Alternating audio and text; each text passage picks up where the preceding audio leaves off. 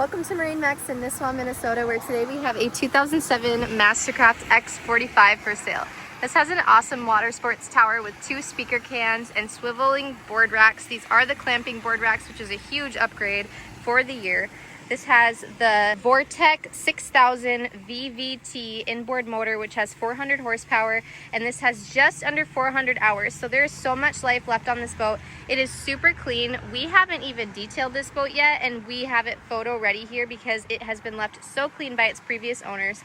We have the Super Sacker by WakeWorks ballast system. That's an upgraded ballast system. You have tons of ballast bags throughout the boat. This storage compartment here shows the extra ballast right there, but you also have this molded in cooler shape. So if you wanted to put an igloo cooler in there, that'll fit that great. This has snap-in carpet flooring that's really clean. This boat is capacity for up to 18 people.